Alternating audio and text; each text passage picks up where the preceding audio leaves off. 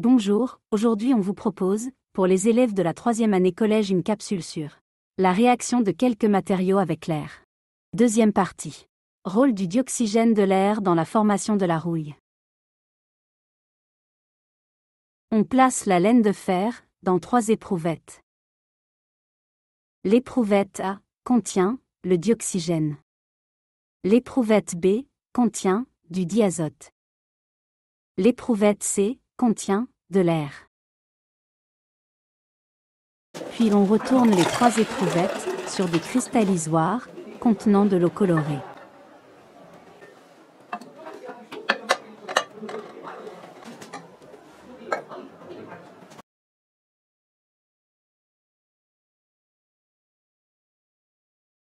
Puis on observe les éprouvettes 10 jours après.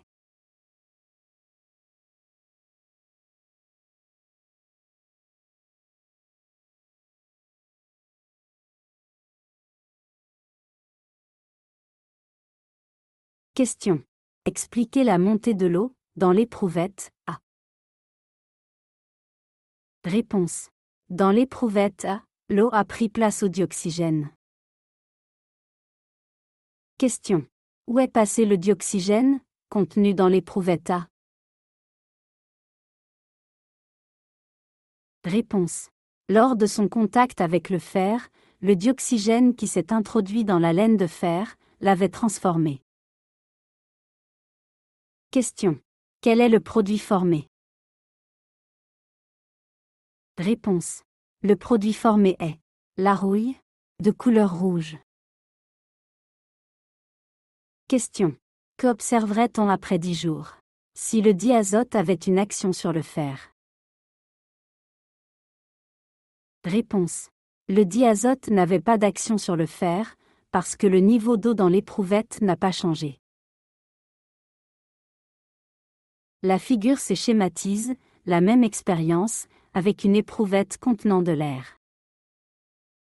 Question. Quels sont les principaux gaz qui constituent l'air? Citez la proportion de chacun de ces gaz. Réponse.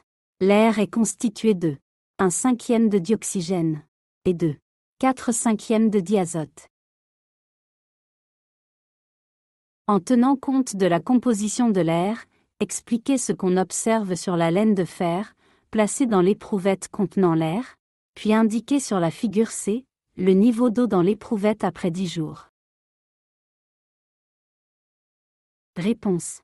Le contact entre la laine de fer et l'air donne la formation d'un nouveau corps qui est la rouille de couleur rouge.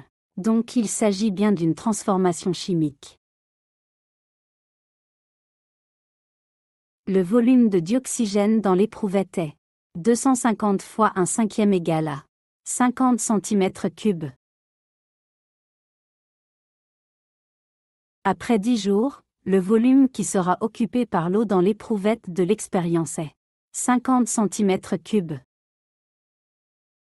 Il représente le volume de dioxygène contenu dans l'air, qui a réagi avec la laine de fer. Conclusion. Au contact de l'air humide, le fer se transforme en rouille. Cette transformation est une réaction chimique lente entre le dioxygène et le fer. Merci.